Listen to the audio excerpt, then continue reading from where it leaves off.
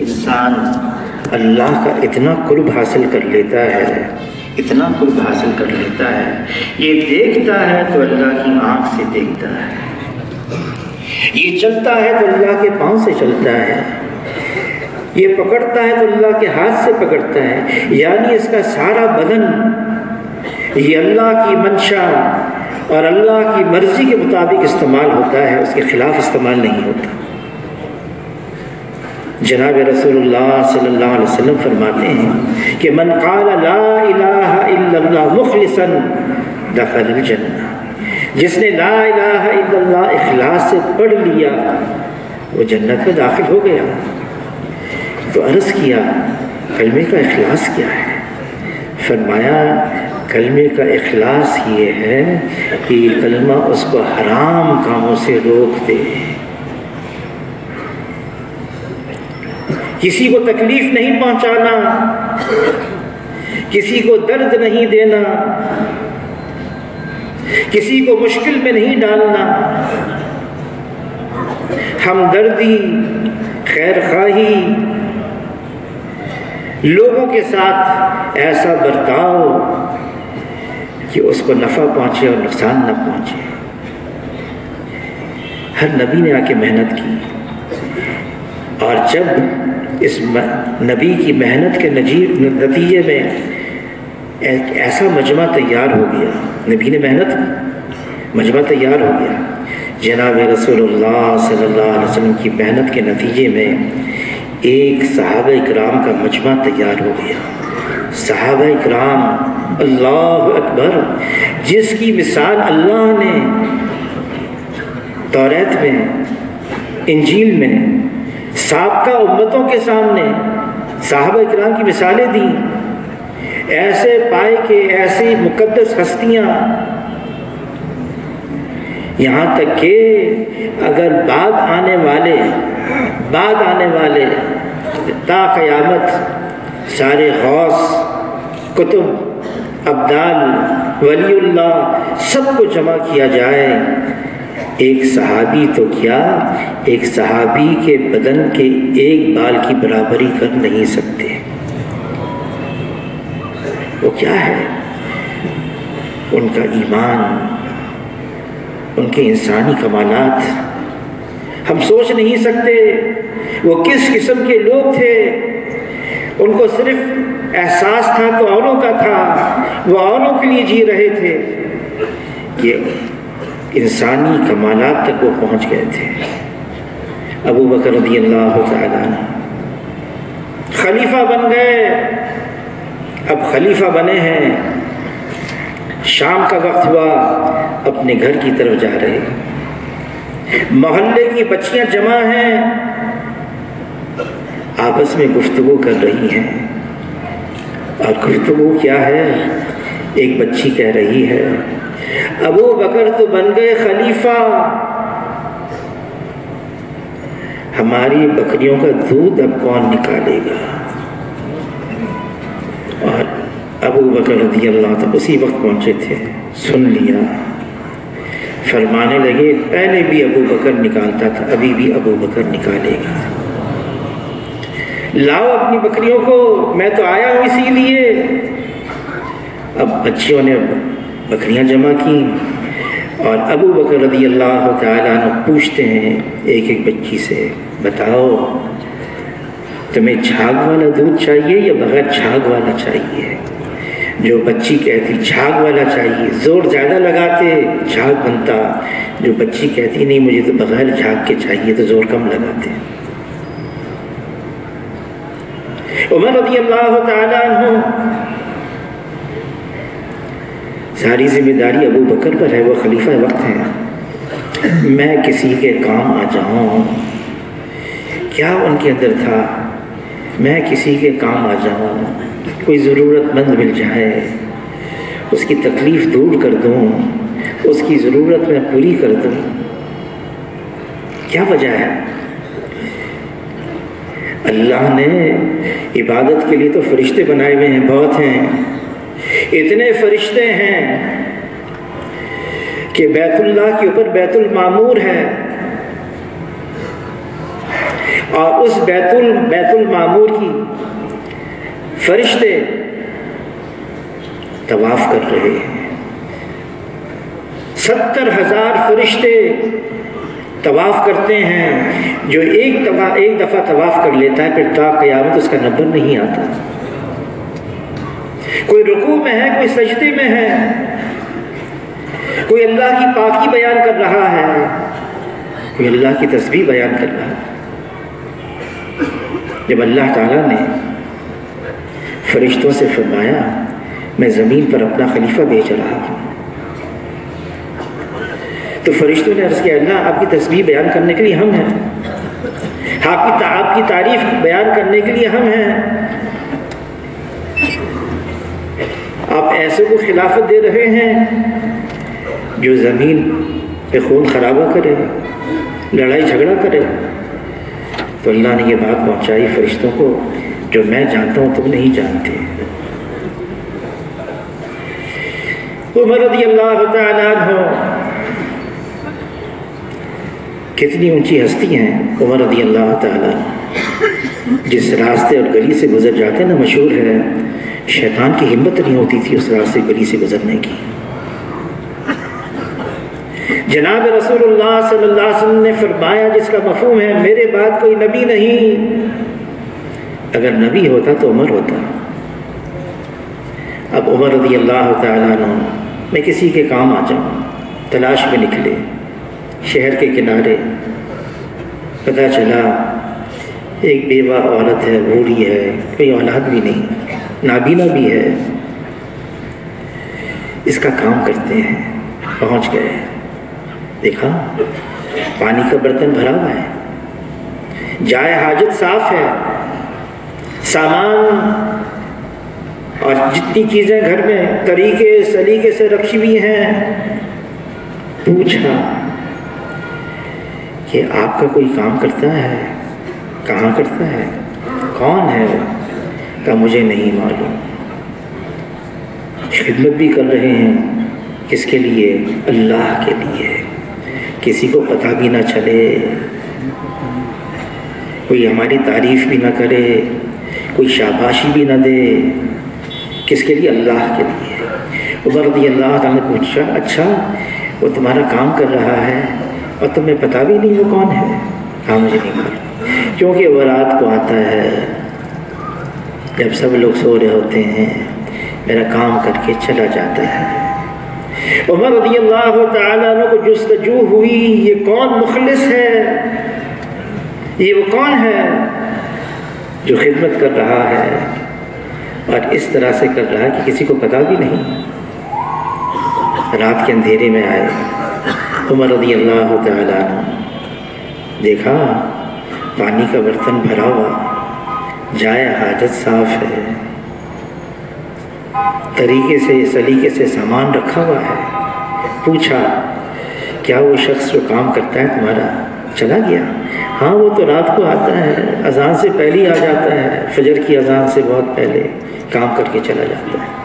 عمر رضی اللہ تعالیٰ عنہ فجر کی اذان سے بہت پہلے آئے، اندھیرے میں دیکھا ایک آدمی ہے اور وہ صحن میں صفائی کر رہا ہے۔ قریب آئے پہچاننے کے لیے، بے ساختہ ان کی زبان سے نکلا ابو بکر آپ ہیں۔ اس وقت اس عورت کو جب کان میں یہ بات پڑی، ہاں یہ ابو بکر ہیں جو خلیفہ وقت ہیں، وہ میری خدمت میں لگے ہوئے ہیں۔ کسی کے کام آ جانا۔ ابن عباس رضی اللہ تعالیٰ عنہ اعتکاف میں ہیں، مسجد کے اندر ہیں، مسجد نبوی میں ہیں۔ ایک شخص آیا، بہت حاجت مند ہوں، بہت ضرورت مند ہوں، کہ جناب رسول اللہ صلی اللہ علیہ وسلم کی قبر مبارک کی طرف اشارہ کر کے کہنے لگا اس صاحب قبر کی عزت کی قسم، اگر مجھے کچھ ہمت ہوتی، اگر مجھے کچھ سہولت ہوتی، آسانی ہوتی تو میں یہ کام کر لیتا۔ تو فرمانے لگے اپنے عباس رضی اللہ تعالیٰ عنہما، اچھا اگر میں تمہارے کام کے لیے چلوں تو کچھ امید ہے؟ کہاں ہاں وہیں سے نکلے، مسجد سے باہر نکلے تو وہ شخص کہنے لگا بھول گئے آپ کا اعتکاف تھا؟ کہا نہیں، مجھے یاد ہے میرا اعتکاف تھا، لیکن میں نے اس صاحب قبر سے یہ بات سنی اور زیادہ وقت نہیں ہوا یہ سنے ہوئے کہ جو کسی مسلمان بھائی کی حاجت پورا کرنے کے لیے صرف چلتا پھرتا ہے اس کو 10 سال کے اعتکاف کا ثواب ملتا ہے، اور ایک دن کے اعتکاف کا اجر اس کے اور جہنم کے درمیان 3 خندقیں حائل ہو جاتی ہیں، اور ایک خندق کا دوسرے خندق سے فاصلہ زمین اور آسمان سے برابر ہے۔ عمر رضی اللہ تعالیٰ عنہ خلیفہ وقت ہیں، اور ان کی عادت تھی چوکیدارہ کے طور پر پھرتے تھے، رات کو شہر سے باہر نکل گئے، دیکھا ایک میدان ہے، ایک بالوں کا خیمہ لگا ہوا ہے، عمر رضی اللہ تعالیٰ امیر المومنین ہیں، وقت کے خلیفہ ہیں، چوکیدارہ کر رہے ہیں، میری رعایا کیسی ہے؟ فرمایا اگر فرات کے قریب ایک کتا بھی پیاسا مر جائے گا تو امیر المومنین عمر سے اس کی پوچھ ہوگی، تلاش میں ہے۔ دیکھا بالوں کا ایک خیمہ ہے، ایک دیہاتی آدمی ہے، اس کے پاس آ کے بیٹھ گئے، کہاں سے آئے ہو؟ کہا فلاں جگہ سے آئے۔ کیوں آئے ہو؟ امیر المومنین سے میرا کچھ کام ہے۔ اچھا یہ خیمے میں سے آواز کیسی آ رہی ہے؟ یہ درد کی آواز ہے۔ وہ صاحب کہنے لگے دیہاتی جاؤ میاں اپنا کام کرو۔ کہا نہیں مجھے بتاؤ کوئی درد کی آواز ہے؟ کہا بیوی ہے، درد ذہ ہو رہا ہے۔ اچھا کوئی اور بھی ہے اس کے ساتھ؟ کہ کوئی بھی نہیں، میں ہوں اور وہ بیوی ہے، یہ خیمہ میں نے لگایا ہے اس کے لیے، وہ اندر ہے۔ اسی وقت امیر المومنین عمر رضی اللہ تعالیٰ عنہ تیز قدموں سے واپس جاتے ہیں اور گھر پہنچتے ہیں اور اپنی بیوی سے کہتے ہیں چلو ایک خیر کا کام تمہاری مقدر میں آ گیا ہے۔ فرمایا ہاں ضرور ضرور، اگر تمہارا حکم ہے میں تیار ہوں۔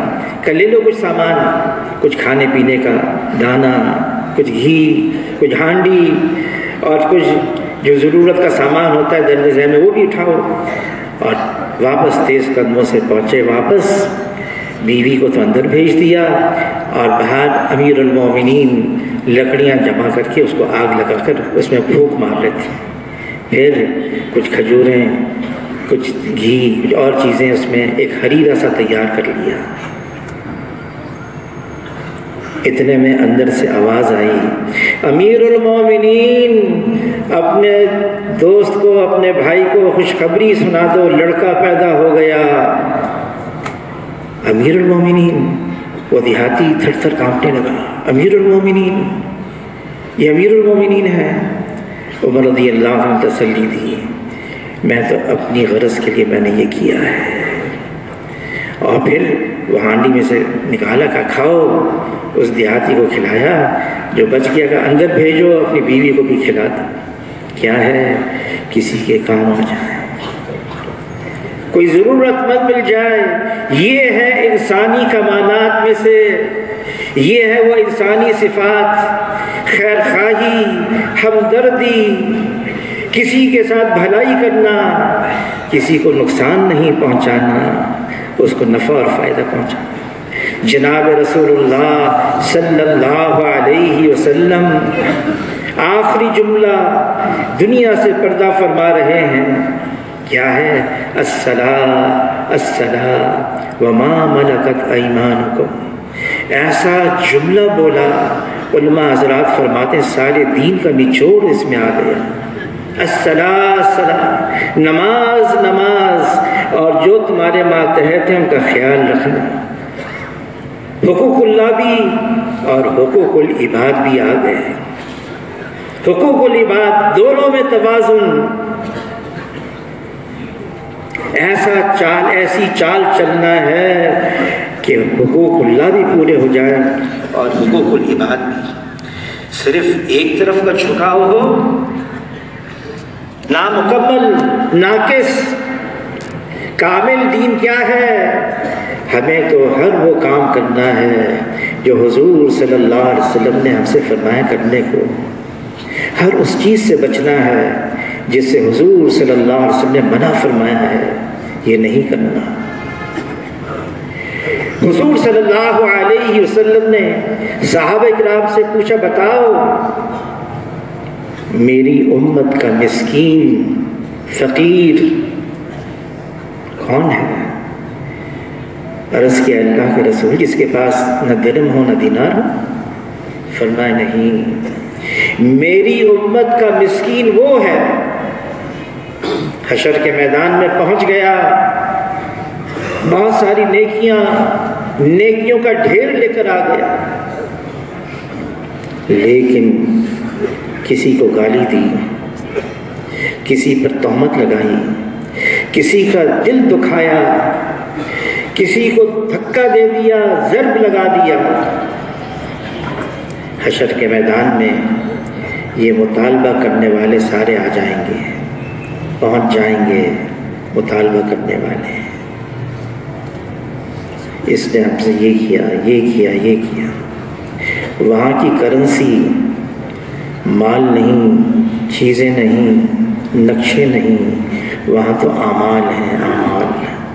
جناب رسول اللہ صلی اللہ علیہ وسلم فرماتے ہیں یہ مطالبہ کرنے والے آئیں گے اللہ کے دربار میں حشر کے میدان میں اور اپنا مطالبہ رکھیں گے، اس نے ہمارے ساتھ یہ زیادتی کی، اس نے ہمارے ساتھ یہ برا کیا، اس نے ہمارے ساتھ یہ ظلم کیا، اور نیکیوں کا ڈھیر لے کر آیا ہے، اس کی نیکیاں ان کو دی جائیں گی، نیکیاں دی جائیں گی، دیتے جائیں، نیکیاں نکالتے جائیں گے اس میں سے، یہاں تک کہ نیکیاں ختم اور مطالبہ کرنے والے باقی ہیں، پھر ان کے گناہ، ان کی برائیاں اس پر لاد دی جائیں گی۔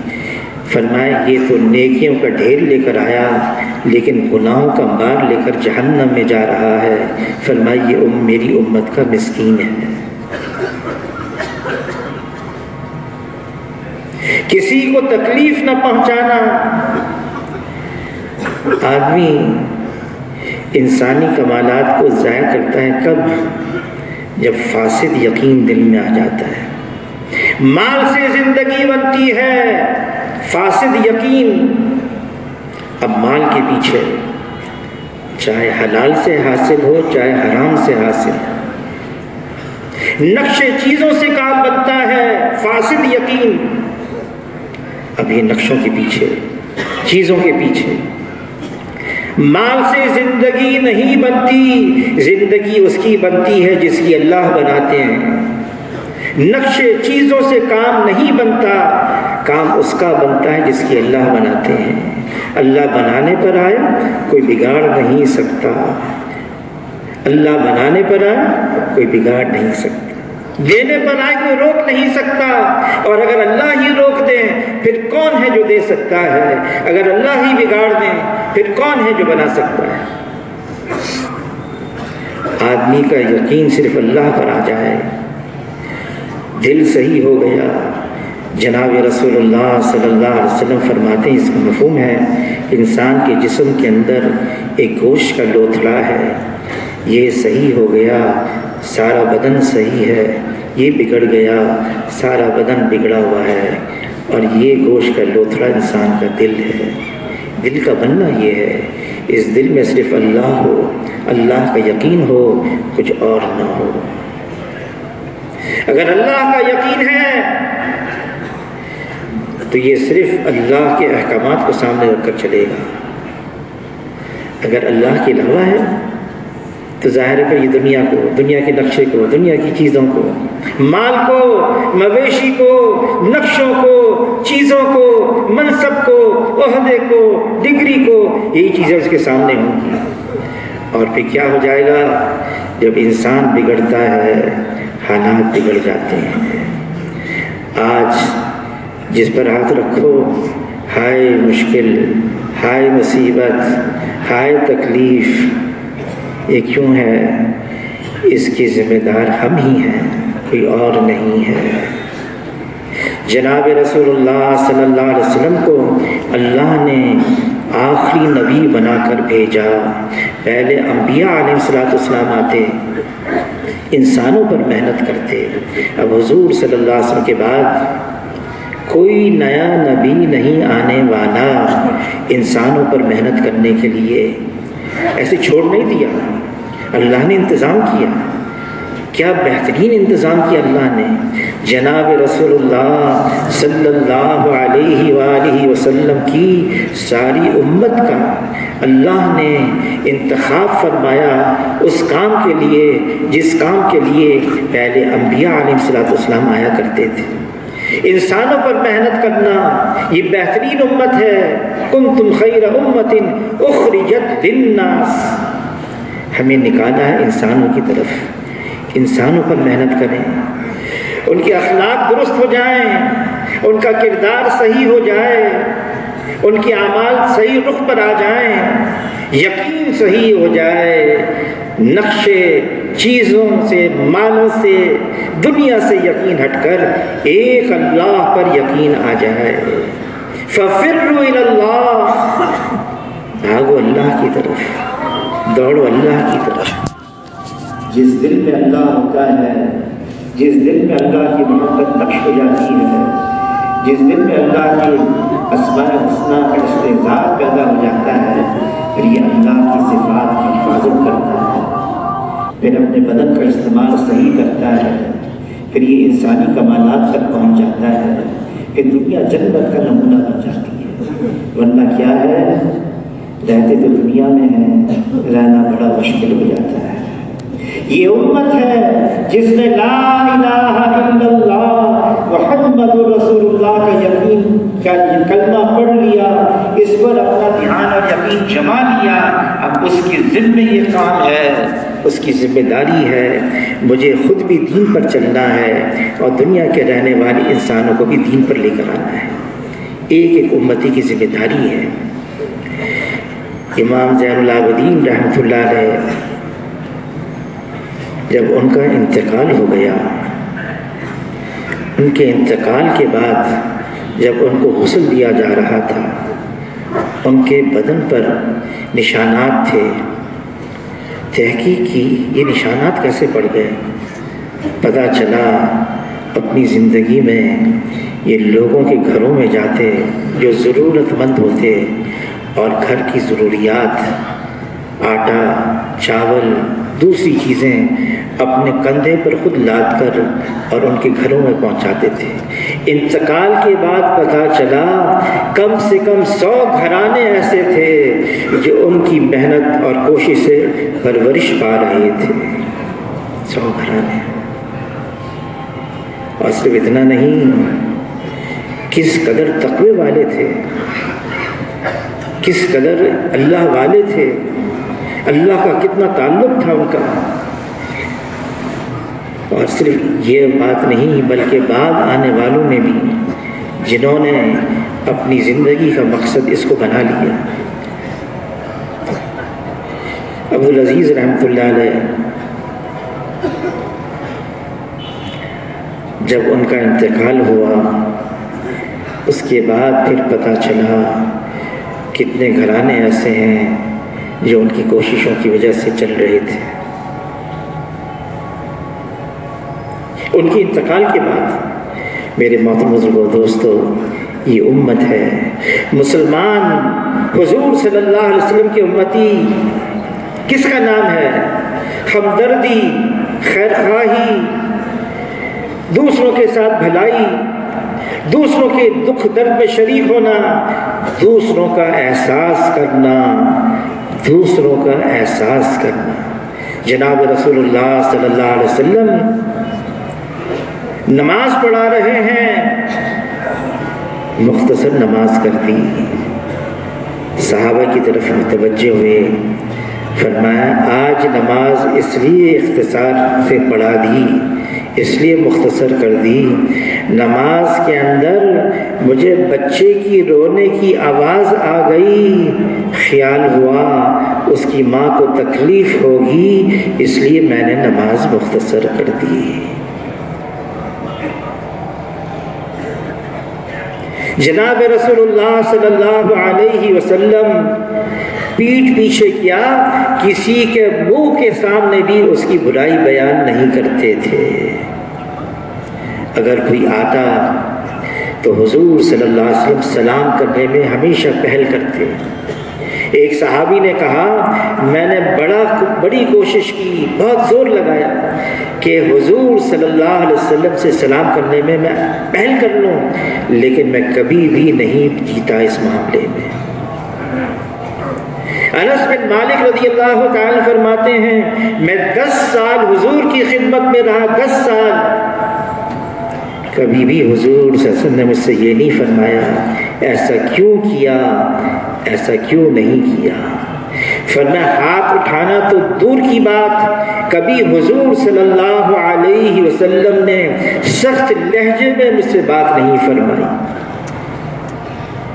کوئی مسافہ کرتا تو حضور صلی اللہ علیہ وسلم اپنا ہاتھ اس وقت تک نہیں چھوڑتے جب تک کہ سامنے والا اپنا ہاتھ نہیں چھوڑ دیتا۔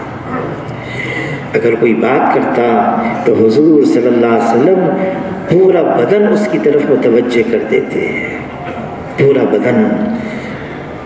اور مجلس میں بیٹھتے تو حضور صلی اللہ علیہ وسلم ہر ایک کو اس کے حق کے مطابق اس پر توجہ فرماتے، ہر ایک کو۔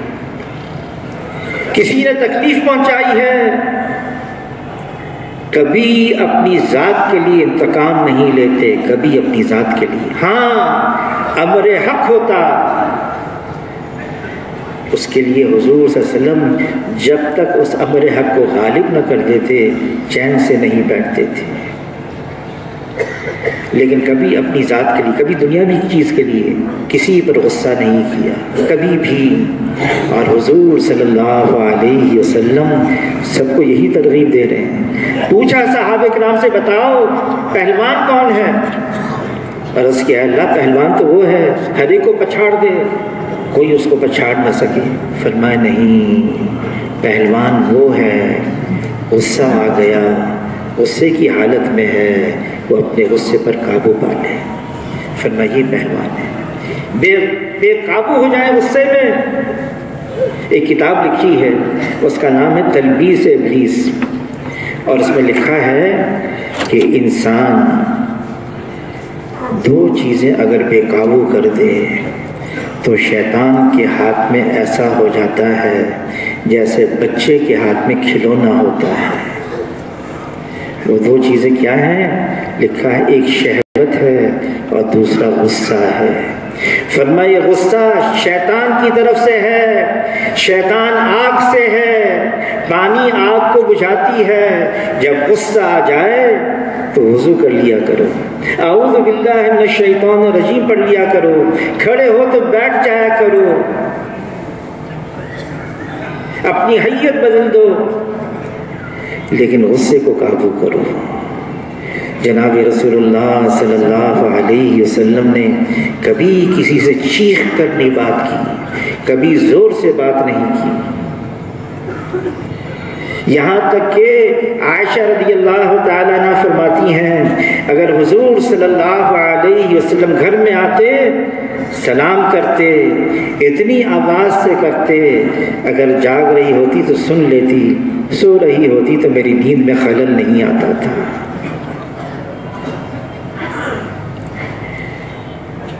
ہم حضور صلی اللہ علیہ وسلم کی نیابت میں ہیں، اللہ نے ہمارے لیے جو لفظ استعمال کیا وَاجْتَبَاكُمْ، جیسے پہلے انبیاء علیہ السلام کا انتخاب ہوا ایک کام کے لیے، ایسے ہی اس امت کا بھی اللہ نے انتخاب کیا کام کے لیے۔ وہ کام کیا ہے؟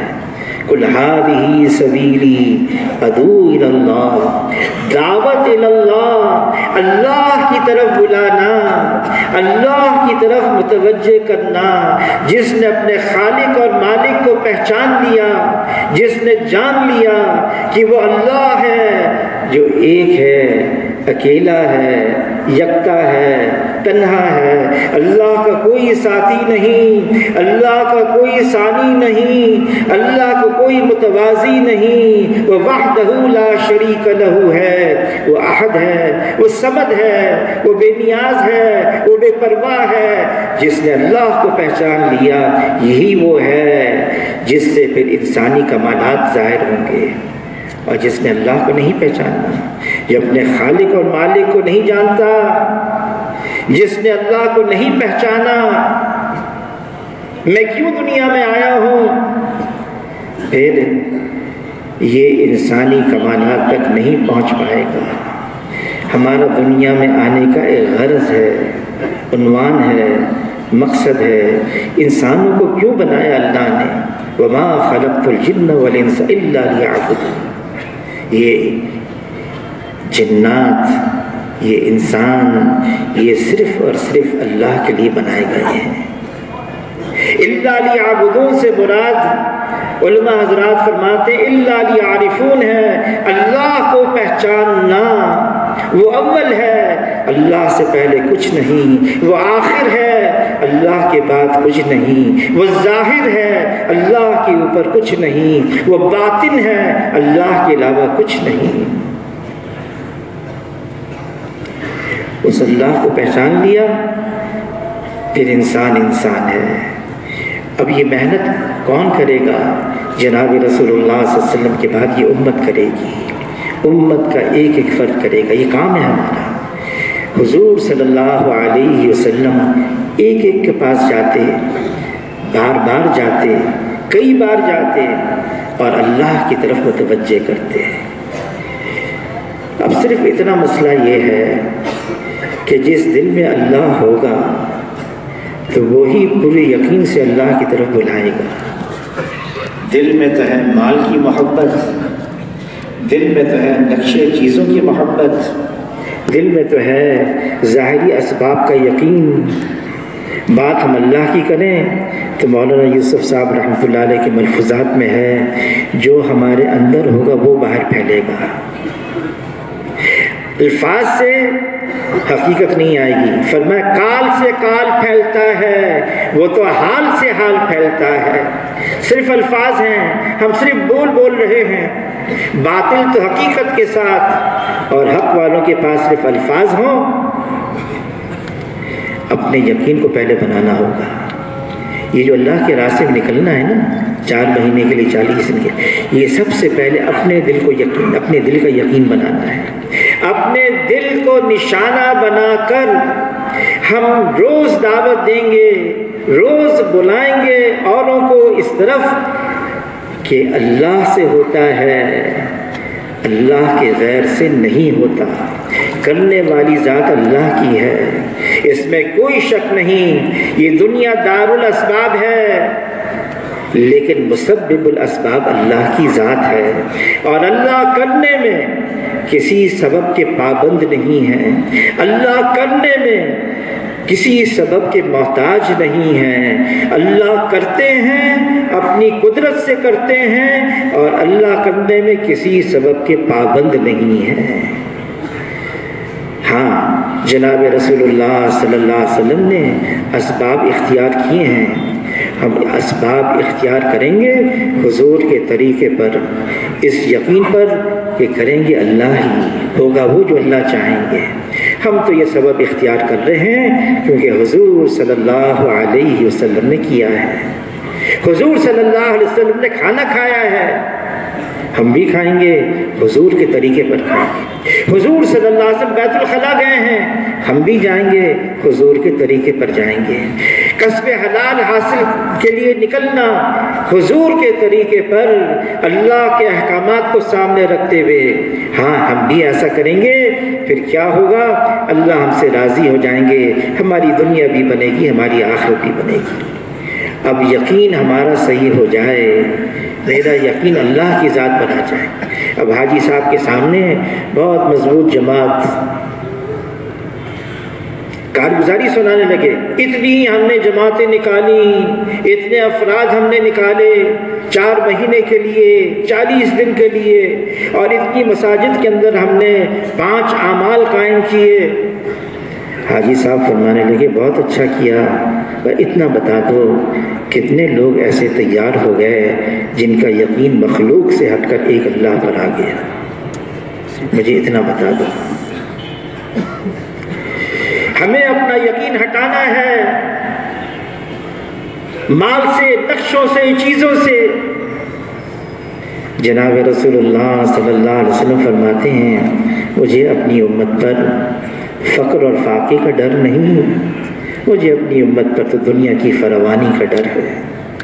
فرمایا ہر امت کے لیے ایک فتنہ ہوتا ہے، میری امت کا فتنہ مال ہے۔ فرمایا اس دنیا سے بچو، یہ ہاروت اور ماروت سے زیادہ جادو کرنے والی ہے۔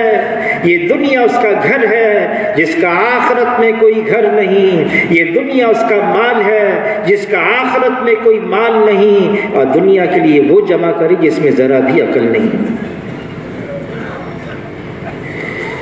وہ خالق اور مالک جس نے دنیا بنائی ہے وہ اللہ کہہ رہا ہے، وہ اللہ فرما رہا ہے، وہ اللہ ہمیں بتا رہا ہے یہ لہو و لعب ہے، یہ کھیل اور تماشا ہے، یہ دھوکے کا گھر ہے، دار الغرور، یہ مردار ہے۔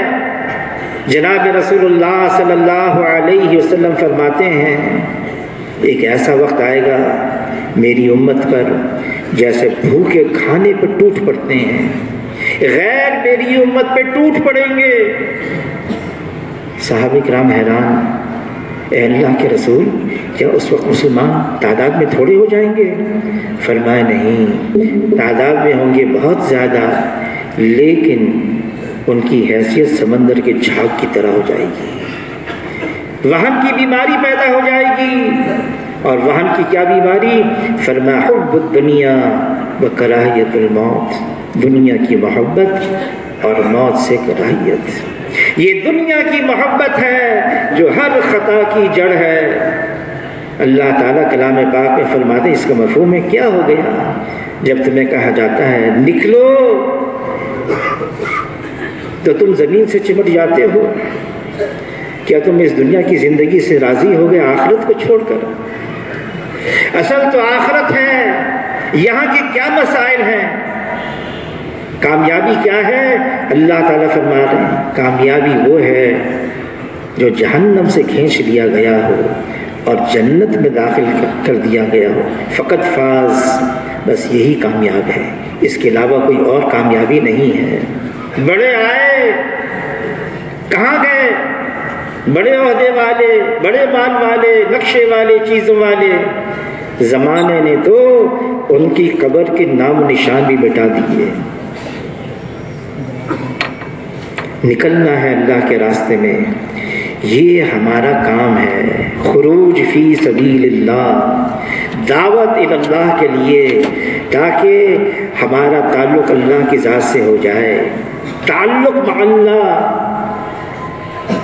یہ پیدا ہو جائے، میرا بھی اور دنیا کے رہنے والے تمام انسانوں کا۔ اس کے لیے اللہ کے راستے میں نکلنا ہے 4 مہینے کے لیے، 40 دن کے لیے۔ اس کے لیے فرمائیں اب ماشاءاللہ کراچی کا اجتماع ہوا نا، کراچی کا اجتماع ہوا تو ایک صحابہ کل بتا رہے تھے یہ 350 ایکڑ جو ہمارا میدان تھا نا کراچی کے اجتماع کا، اس میں کہنے لگے ہم نے 4 لاکھ کا انتظام کیا تھا، اس سے تو بہت زیادہ ہو گیا، اتنا مجمع آ گیا، اتنا مجمع آ گیا۔ اور ایسے ایسے آئے جو بالکل پہلی دفعہ، اس سے پہلے کبھی انہوں نے اتنا مجمع نہیں دیکھا تھا، اور دین کے لیے، اور علماء حضرات بھی آئے اور دنیا کے اعتبار سے بھی بڑے بڑے لوگ آئے اور کہنے لگے اتنا بڑا مجمع، نوجوان طبقہ، اس کے لیے نہ کوئی تشہیر ہوئی، نہ کوئی آپ نے اخبار میں اشتہار دیا، نہ کوئی اور بات کی، مجمع کیسے جمع ہو گیا؟ یہ اللہ نے جمع کیا، محنت ہماری اتنی سی اور اللہ نے اتنا کر کے دکھا دیا۔ اب یہ جماعتیں ہماری بہت نکل گئی اللہ کے راستے، لیکن کچھ ایسے بھی ہیں جنہوں نے ارادے کیے اور انہوں نے کہا کہ اس وقت ہمارا نکلنا مشکل ہے، 1-2 دن میں ہم نکل جائیں گے۔ پھر نیا مجمع، ان کا بھی جذبہ بنا، ہمیں نکلنا ہے اللہ کے راستے میں، 1-2 دن کی مہلت مل جائے اور ہم اب تیاری کر کے پھر نکل جائیں گے 4 مہینے کے لیے، 40 دن کے لیے۔ اور یہ جو نکلنا ہے، یہ جو خروج ہے، یہ اس لیے ضروری ہے، مشقت، مجاہدہ، قربانی، اس کے ذریعے سے اللہ تعالیٰ ہدایت کا فرماتے ہیں۔ یہ جو مشقت اٹھاتا ہے نا آدمی، قربانی دیتا ہے اللہ کے راستے میں نکلنے کی، کوئی معاملے کی بات نہیں ہے۔ مولانا الیاس صاحب رحمۃ اللہ علیہ کے پاس ایک اس زمانے کے بہت بڑے عالم تھے، آئے، کہا حضرت آپ نے جو تبلیغ کا کام شروع کیا ہے میں سیکھنا چاہتا ہوں۔ تو مولانا الیاس صاحب رحمۃ اللہ نے فرمایا کوئی مشکل نہیں، دیکھو سامنے نابینا بیٹھے، نابینا حافظ ہے نا، وہ سامنے بیٹھے، ان کو جا کے تیار کرو 3 دن کے لیے۔ اس زمانے 3 دن کی جماعت نکلتی تھی، وہ جو پہلی جماعت نکلی نا 3 دن کی میواتیوں کی، بستی نو گئی، واپس آئی تو مولانا الیاس صاحب رحمۃ اللہ علیہ ایسے خوش، انقلاب آ گیا، انقلاب آ گیا، وہ اسباب دنیا میں وجود پا گئے جس پر رکھ کر اللہ تعالیٰ ہدایت کے فیصلے فرماتے ہیں۔ اب وہ عالم سے فرمانے لگے جاؤ نابینا ہے نا اس کو تیار کرو 3 دن کے لیے۔ اب وہ نابینا وہاں بیٹھے ہوئے، وہ کیا پتا، یہ عالم آیا اس کی خدمت میں، کہا حضرت جی نے بھیجا ہے آپ کے پاس۔ کہا حضرت جی نے بھیجا ہے، فرمائیے۔ کہ وہ فرمانے آپ کو 3 دن کے لیے جماعت میں جانا ہے۔ حضرت جی فرمانے میں تیار ہوں۔ اتنی بات، واپس آئے حضرت وہ تو تیار ہو گئے، میں نے اسے تو تھوڑی سی بات کی، وہ تیار ہو گئے۔ تو مولانا الیاس صاحب رحمۃ اللہ فرمانے تبلیغ سیکھ لی آپ نے، تبلیغ آپ نے سیکھ لی۔ تو عالم کہنے لگے حضرت لیکن ایک بات سمجھ میں نہیں آئی، یہ نابینا ہے، یہ جائے گا 3 دن کے لیے، اب 3 دن کے لیے جائے گا، اس کو ظاہر ہے اس کو وضو کرنا ہے، استنجا کرنا ہے، ایک آدمی اس کو مسجد میں لے کر آئے، ایک آدمی اس کو مسجد سے باہر لے کر جائے، اس کا سہارا بنے، یہ تو بیچارہ ٹھوکریں کھائے گا، یہ 3 دن کے لیے جائے گا ٹھوکریں کھائے گا۔ تو مولانا الیاس صاحب رحمۃ اللہ فرمانے میں یہی چاہتا ہوں یہ نکلے اللہ کے راستے میں، اس کو ٹھوکر لگے، اللہ کو رحم اور پیار آ جائے اور اللہ ہدایت کے فیصلے فرما دے۔ یہ جو ہم مشقت سے قربانی سے نکلتے ہیں نا، یہی وہ اسباب ہیں، یہی ہماری منزل ہے۔ اس کام کی بنیاد مشقت ہے، مجاہدہ ہے، قربانی ہے، اللہ کے راستے میں نکلنا، مشقت مجاہدہ قربانی کے ساتھ، یہ اس راستے کا مطلوب ہے۔ اس کے لیے فرمائیں اب کون کون ساتھی، اجتماع تو ہو گیا، جماعتیں بھی الحمدللہ نکل گئی، اب مزید جو رہ گئے یا اور جو تیار ہوئے، جو اجتماع میں گئے تھے ان کے جذبات بنے، ان کو اصول بھی کرنا ہے۔ اس لیے فرمائیں 4 مہینے کے لیے کون کون ساتھی تیار ہیں۔